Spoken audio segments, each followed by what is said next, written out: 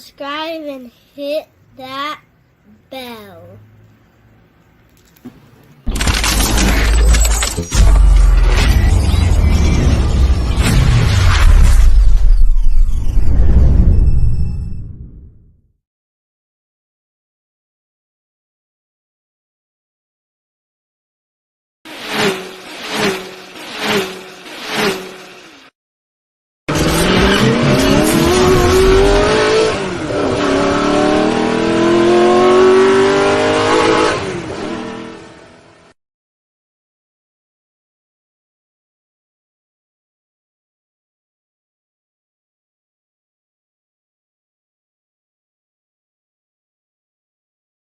You know the vibes. Rocking out with yours truly. Showtime Sizzle. I am the source. Happy Throwback Thursday, y'all. I told you I've been doing my polls, so I'm trying to, add new substance to the ingredients over here, right? Now I did a particular poll, for whatever reasons. A lot of you guys, but thank you to the ones that did participate, right?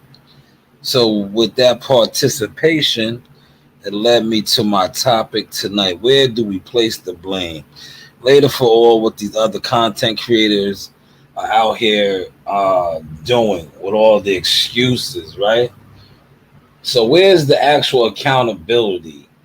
Like I said, a lot of you fans of Earl Spence are emotional, to me, creatures. I'm not going to call you females. I'm just going to say you guys are creatures, right? So you guys are too emotional to understand some of the logic and the things that I be bringing up, especially when I reference Derrick James, I reference his father, his team. It's like there's no accountability. You want to say that he was weight drained, he was dehydrated. So who is to blame for that? And I love Antonio Tarver. I'm going to use, that's the thumbnail. I use Antonio Tarver's comment on a Fight Hub interview with a trainer. I'm going to get to that in a second. But where is the accountability, right? Like I said, and I did the poll. Hit that bell.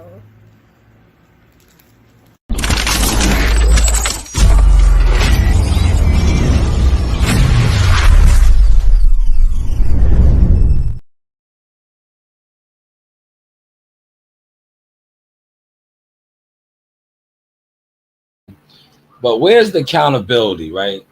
So let's just go off of some of the excuses that he was weight drained, he was dehydrated. So who's to blame for that?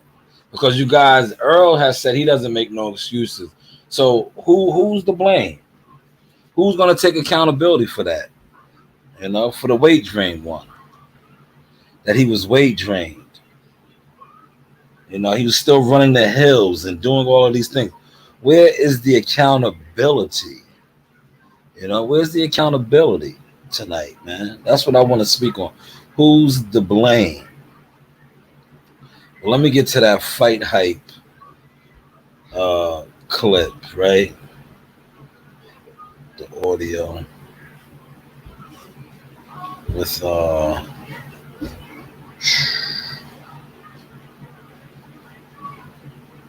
here it is right here.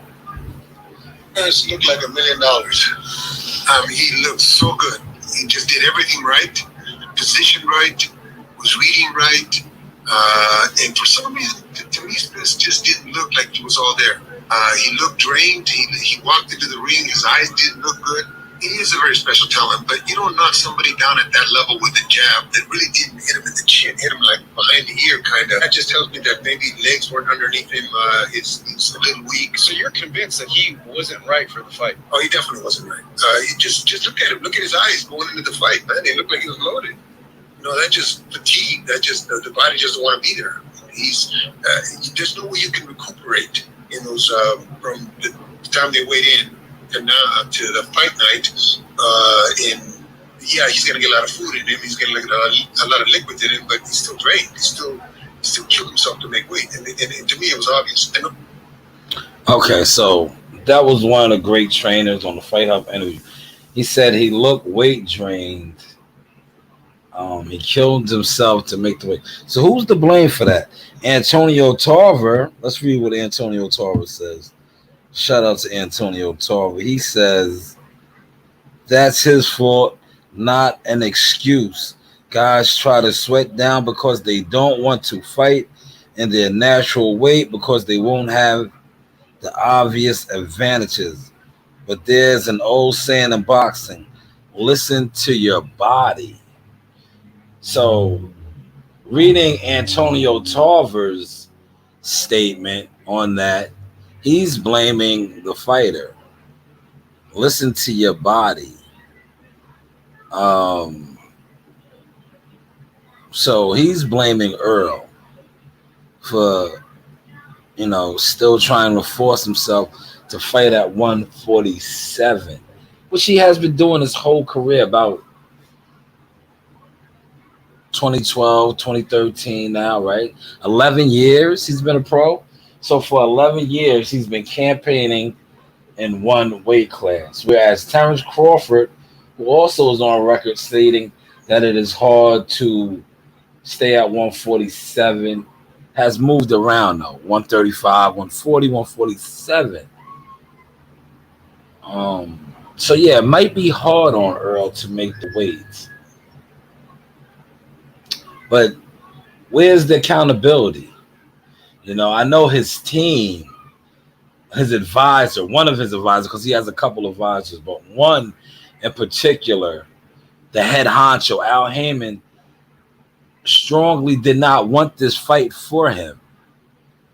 But I don't see those excuses, nor do I see people speaking on that.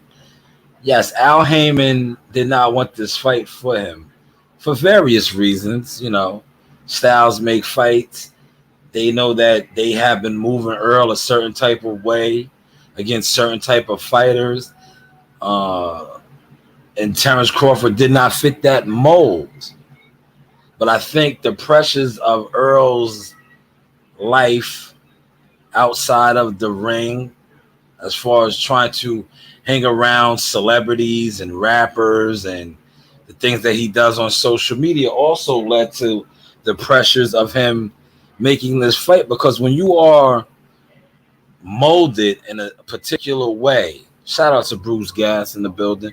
Appreciate you, OG. Continue to keep giving us the fire interviews and insights with the elders and Hall of Famers and move makers of the game. Appreciate you though, Bruce. So yes, when your team, right?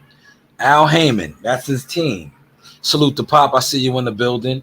Al Heyman, that is, his liaison, his consigliere, right? He wanted you to fight Keith Thurman at 154. They did not want you fighting at 147, especially against Terrence Crawford. See, some of these things need to be more highlighted and talked about. You won against the Grand Poobah, like my guy WCS would say. You won against Al Heyman in making this fight, but it was the pressures of your, social media following, the pressures of the streets of Dallas, the pressures of yourself, not keeping it a stack with yourself. Because truth be told, how they moved you, EJ. Keep it a stack. You didn't fight lefties your whole career. You've been, matched very well to, hide some of your flaws. And they knew that Terrence and Bomac and the guys were going to exploit that. And that's what we seen play out. But now this is about who's the blame. You are part of the blame because you wanted this. This is what you pushed for.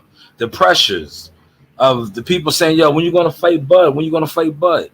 And you making these statements. See, there's an old saying, don't cash a check that your ass can't cash. And you couldn't cash it. I'm coming for that motherfucking belt. You saying all this stuff. You got to live up to that. But your team, like I said, Al Heyman did not want this fight for you. Tom Brown did not want this fight for you. The PBC, they did not want this fight for you because they knew stylistically You were doomed. You were doomed. The only ones that didn't know you was doomed were the ones that drunk the Kool-Aid, that were all the programmers, the radical fans. Now they are the ones making the excuses for you. So with these excuses, who is to blame? Who is to blame that you were dehydrated? You know, that's what they're saying. You wasn't yourself. So who's to blame for that? You know, I did the poll. Some people said Derrick James, who was your trainer. Others said no.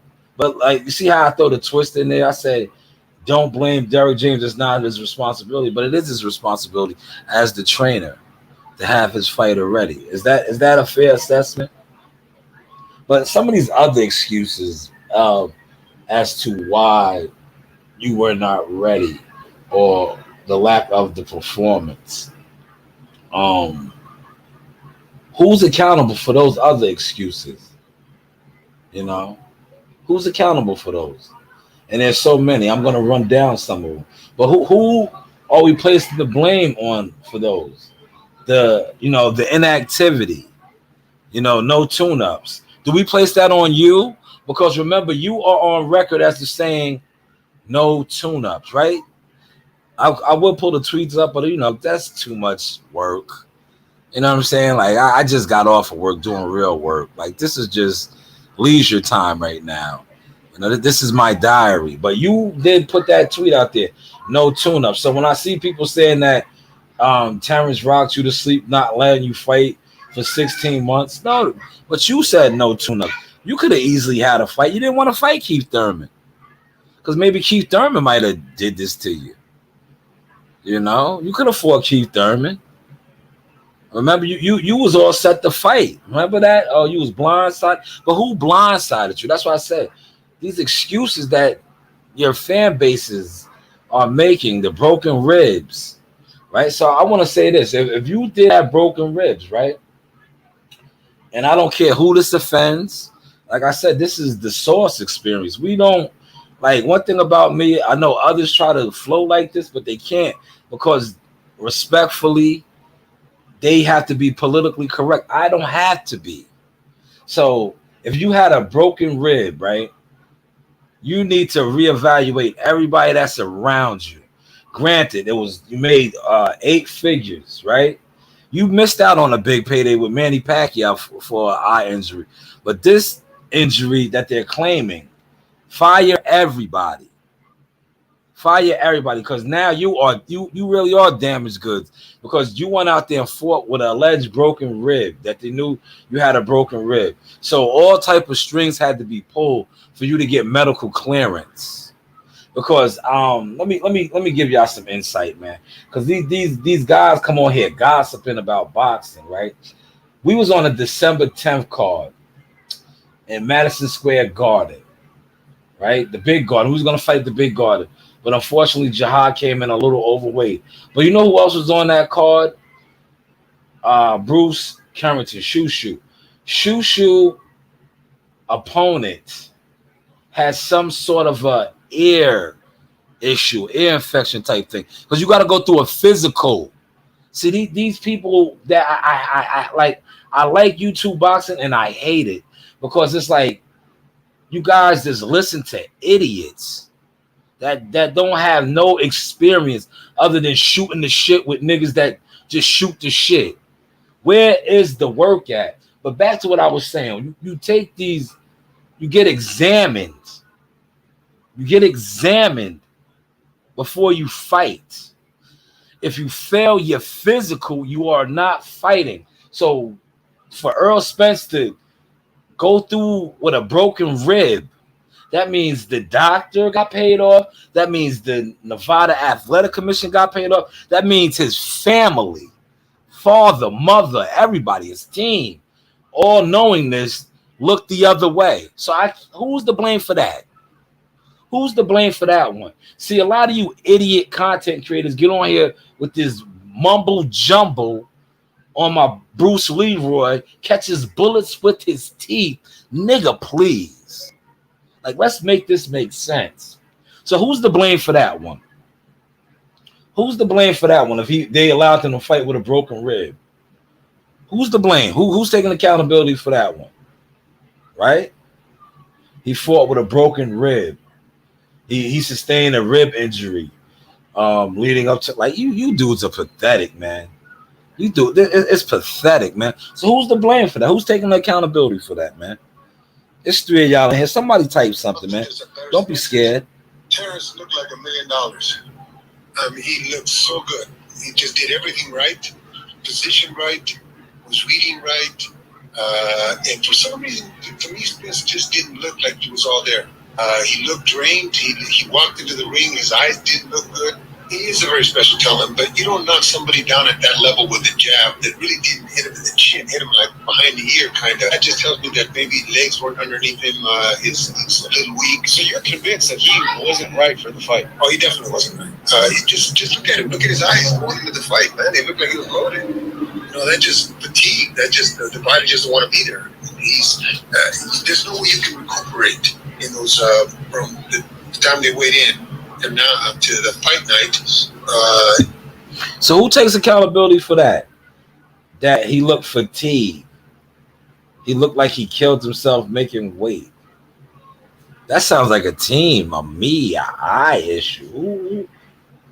But you know why we gotta say where's the blame? Who's taking the blame for this? Because with this, Spence was on record saying he had a nutritionist. He had a nutritionist. You know, he even flew the guy out there with him when they won 2 weeks or 3 weeks early for the Frank Martin fight. So why wasn't he running the mountains then? Or was he? You know, why was he? Why was he running the mountains Tuesday morning, Wednesday morning? And when he was out there for 3 weeks, was he running the mountains then? See, to be honest with you, I just think that Team Spence has been protected for so long. Al Heyman, Tom Brown, and many others have been protecting this guy for so long. Because now that he got wiped down, massacred, slaughtered, all of these excuses want to surface. But these same excuses should have been there when he told us he fought at 40% and beat Danny Garcia. Or he said that he fought Ugas and his hips and all this stuff. But nobody never highlighted none of this. Because you know why? Ugas was down with the script. Danny Garcia was down with the script. Mikey Garcia was a smaller guy who really couldn't crack an egg. The hardest fight that he had was Sean Porter, a guy that he did not want to give credit for. Remember, he said Sean fought like he's swimming or some wild. But you see, they never ran it back. You know, I would have loved to have seen them run it back because a lot of people said up until the knockdown, that fight was neck and neck. Neck and neck. It wasn't a competitive fight. Rewatch it if you don't believe me. And I'm going to let you know on another secret. Since they like to talk about Earl Spence receiving all type of illegal blows to the back of the head, how many illegal low blows did Earl Spence hit Sean Porter with in that fight? But let's get to that, man. Let's get to the hatred. Let's get to the hatred, right? What these guys are out here talking about. You know, smash the like button. Let's get to the hatred. This is another excuse that has surfaced since today's Thursday, so Wednesday. This came out Wednesday because Wednesday this guy right here was in his bag. I just think Earl had a bad night, you know what I'm saying? And it wasn't nothing that made me be like, oh, Crawford, someone was spectacular. He didn't throw that many punches. It wasn't like it was like a adversity that he had to face within that fight. You know what I'm saying? I don't know why I know y'all talking about like some of these old behind the head shots and shit that y'all didn't mention, you know what I'm saying? I've seen a bunch of just like the same Lobo shots that they didn't mention against Porter. You know, Earl just didn't come through and snap back. But you live to fight another day, and that's what he wants. So, Plan for the mega fight with you. So he's stating that Earl was hit with illegal behind the head shots.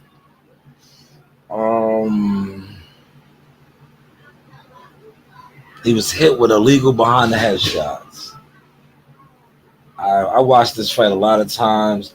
A lot of the shots that were borderline close. When you watch the fight, Earl kind of puts those on himself with his awkwardness of trying to slip punches, being flat-footed, not bobbing and weaving correctly, turning his neck, turning his head. So when Terrence is already going, and that's how you try to avoid the punch, and you end up getting hit to the side, are those illegal punches? No, they're not. Because they are not being thrown intentionally. See, I felt the need to highlight that. Since this dude pushed that out there, and like I said, a lot of you guys listen to this stuff, but you don't know what you're watching, and you just gonna get on and share information and gossip. In order for a fighter to be getting hit illegally, right? Because that's what he said, illegal rabbit punching. Did Terrence Crawford throw illegal intentional rabbit punches? No. Watch the fight. The ones that I think he might have got hit a couple times close range like that because of Earl turning and switching, not bobbing and weaving. But hey, what do I know? What do I know? But so if that is the case, that's another excuse that's out. Who's accountable for that? Is that Harvey Doc's responsibility for if allegedly not calling these illegal blows? But I didn't see no illegal blows, man. What I did see was Earl Spence getting beat with a stiff jab. A stiff jab that set the tone. I want to say, man, protect your energy, man. Rest in peace to S-Bone, man. S-Bone is a rolling 40 Crip member, but he was a YouTuber as well. And he had to protect your energy. Unfortunately, he was gunned down in Sacramento, But I like that moniker that he had, protect your energy. So rest in peace to that brother and his family. I know he had a lot of children, man. But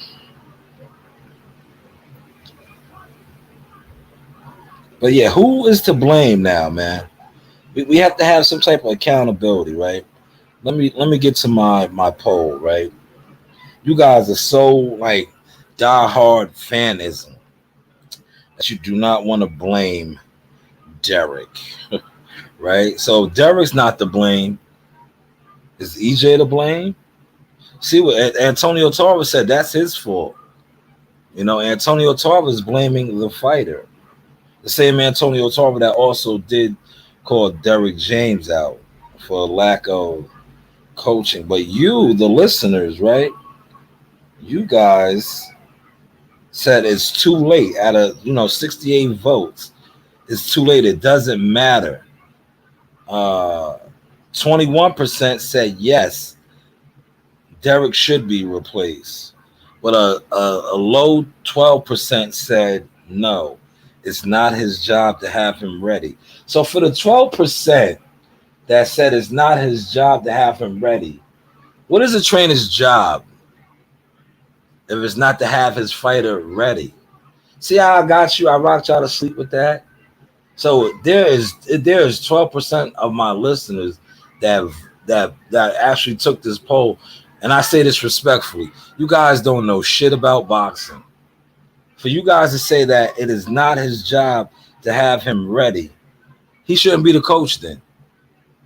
He should not be the chief trainer, because that is his job to have him ready as the chief trainer.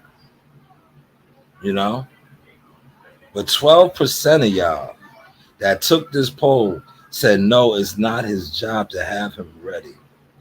And I like the 68% because that's the same accord that I'm on.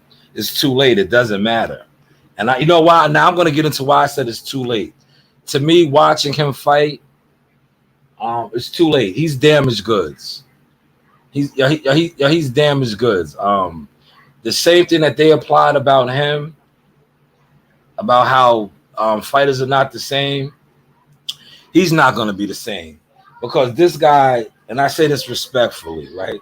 Shout out to Stephen A. Smith, you know, and your team, your researchers that run with the source. Appreciate y'all. Next time, just give me a, you know, you could say something, a little sources, and throw me in there. But Earl Spence is not going to be the same, and I'm going to tell you why, right? Yes, Bomac did have him ready. Correct. But I'm going to tell you why Earl Spence is not going to be the same. And a lot of this is going to offend you guys, but I don't care because, like I said, when it comes to this boxing, you guys, a lot of you guys that talk boxing on the internet are just some jealous fans that with no experience. Now, I'm going to tell you why Earl Spence is done and will never be the same. For 28 fights, Earl Spence has been the dominant fixture. The last time we seen Earl Spence lose was in the amateurs in the Olympics, and he cried. Do y'all remember that? Do y'all remember that? He cried when he lost in the amateurs, and he felt like he was cheated, right? That was 2012. They let him go back in from being robbed, and he didn't have it in him. Remember, he said, I didn't have it in me. He cried, right? Now he has been built up to become a champion with 3 belts, this conqueror. He just went out there at the biggest fight of his life. Wasn't even close. And I quote Stephen A. Smith, he got destroyed. He got destroyed to the point where the Cowboy football players that came in were at the hotel, sad, crying like they lost their puppy. Now, Earl Spence, the popular Earl Spence, the charismatic Earl Spence, with the YouTube, Instagram, Twitter following, the guy that was going to break Terrence Crawford like a horse, not only got broken, but got his face beaten to the point where his eyes were swollen. To the point where you have fans that, you know, the memes, all these things are out there, but you have fans on record doing things like this. Hey,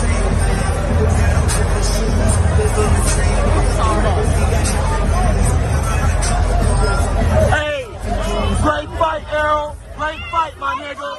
Great fight, dog. Great fight.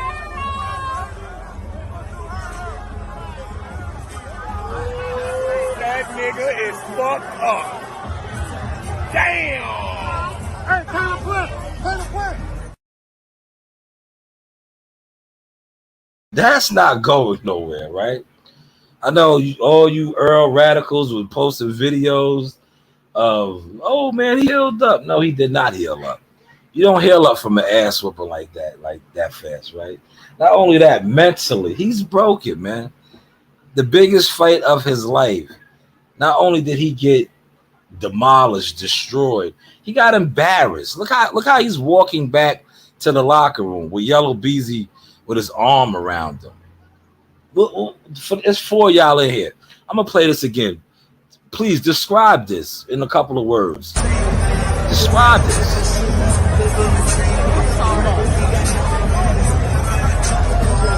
Hey, great fight, Errol. Great fight, my nigga. Great fight, dog. Great fight.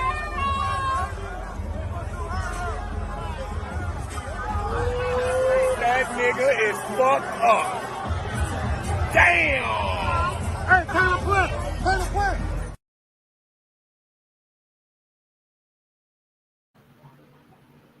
Now, that's not the only fan that did that, right? You got the comedian Bubba. You got all these guys that was going against Terrence that did videos apologizing because they witnessed what Terrence did to you. You got the Bomac video where Bomac, you know, I'm not gonna play that one. That one is hilarious. Where Bomac said you guys were mad. You know what you could do? Check out my man Caps and Full G. Got the video. He got a clip of that in there. That you guys were mad.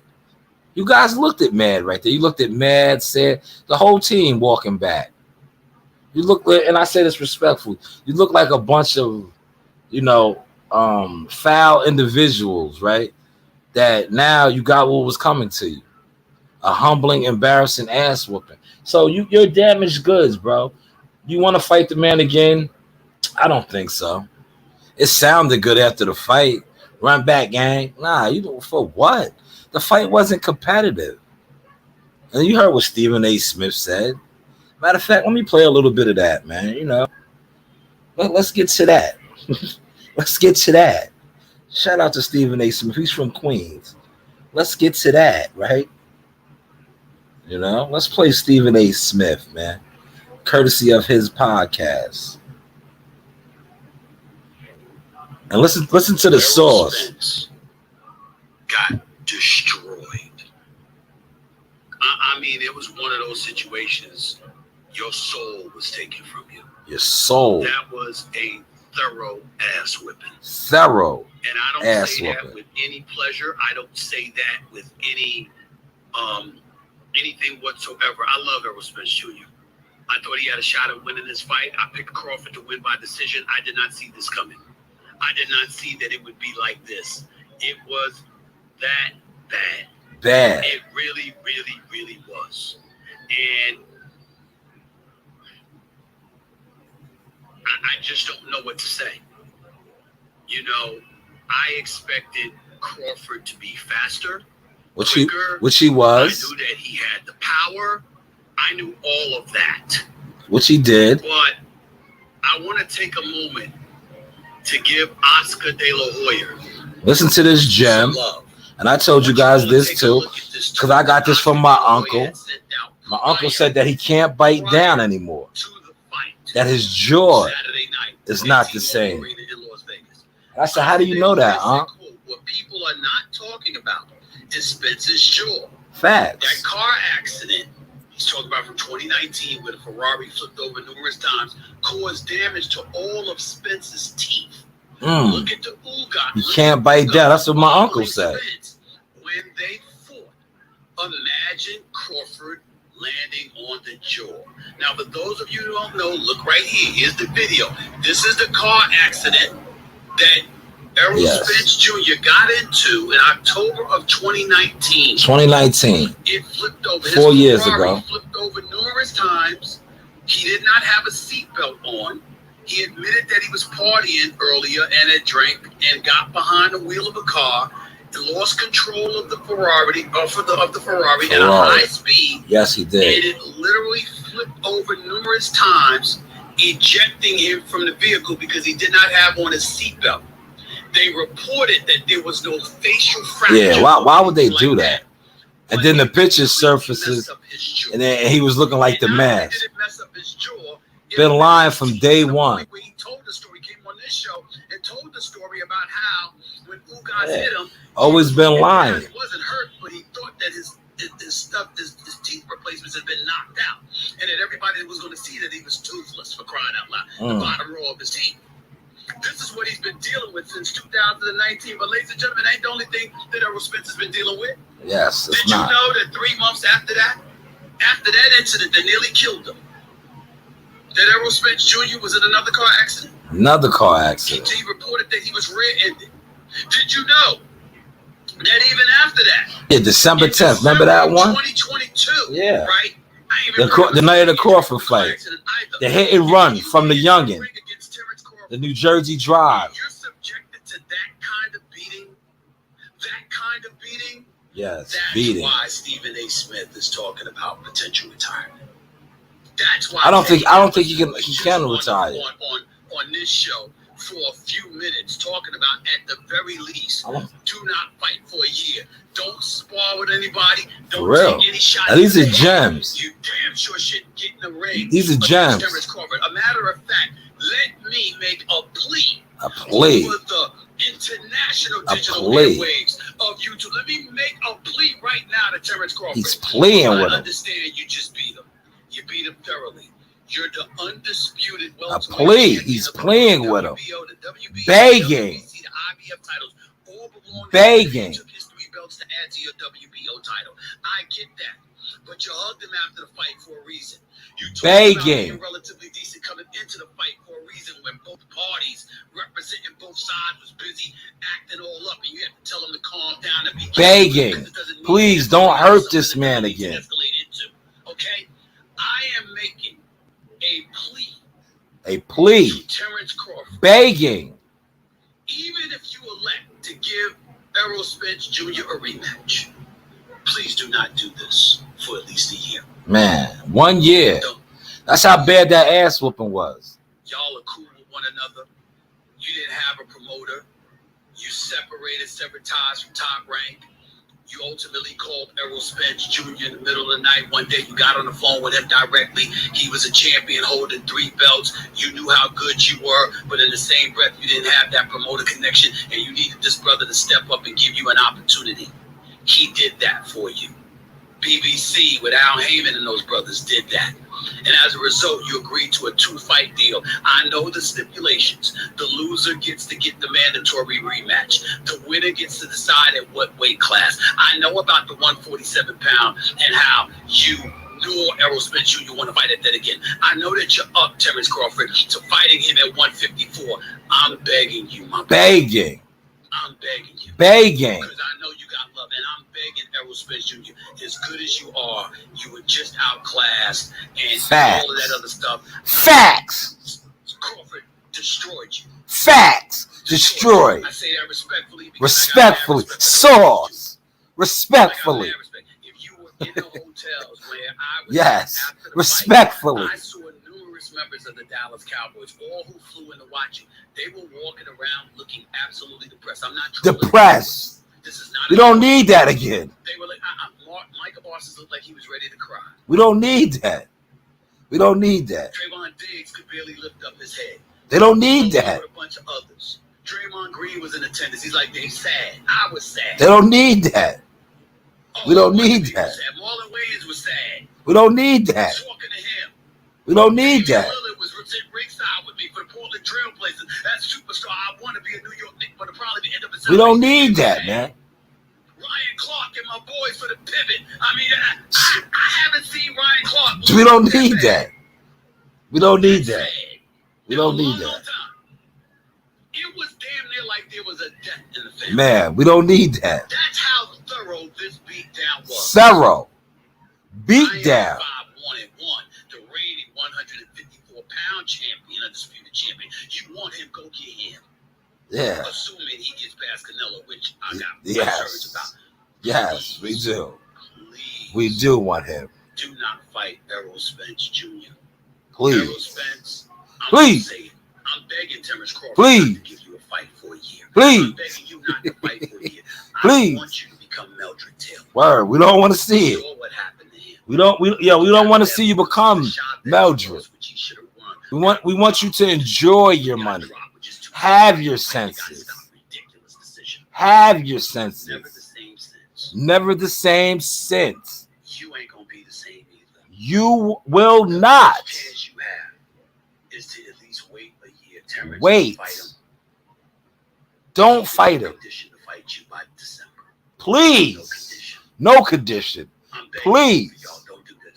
Please. Begging. Please. Will not. Look, respectfully. Sauce. Respectfully. Respectfully. We know. Don't do this, Terrence. Don't do it, T. Don't do this. T, don't do it, T. You don't need any more punishment. You don't need any more punishment. Respectfully. Errol Spence got destroyed. Destroyed. I mean, it was one of those situations. No excuses. Soul was taken from you. Soul was taken from you. A thorough ass whipping. Ass whooping. And I don't say that with any pleasure. I don't say Respectfully. That with anything whatsoever. I love Errol Spence Jr. I thought he had a shot at winning this fight. I picked Crawford to win by decision. I did not see this coming. I did not see that. Respectfully, we don't want to see it. Terrence, Coach Malachi, that is a friend of yours. Tell Terrence not to do it. Not to do it. We don't want to see it. Terrence, as a father, give that man a year layoff. You destroyed him. You beat him up. They are making excuses to why you did it. So let them soak in the excuses for at least 1 year. And then maybe he will have healed up, got his mind right, got his team right, and you can run it back. But hey, what do I know? We don't want to see it.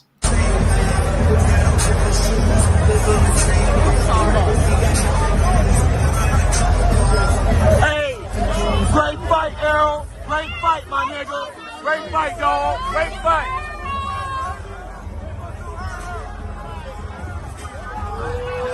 That nigga is fucked up. Damn. Hey, turn the flip. Turn the flip.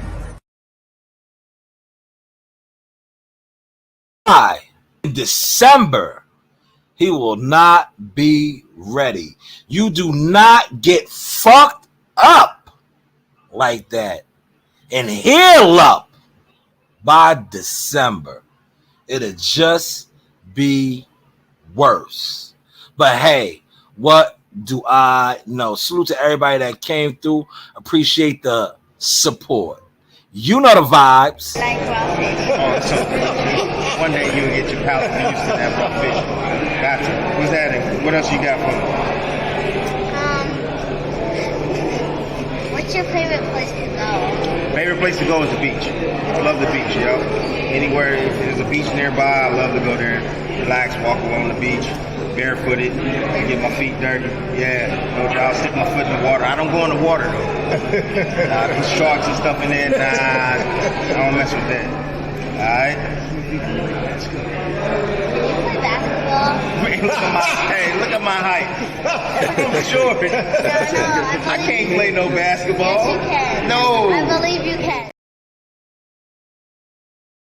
Hey guys, this is Tiana Tuimuteloa. I'm a top-ranked knockout, and I want to give a shout-out to Sauce Talk Podcast. Thank you. You know the vibes. Over to the wins.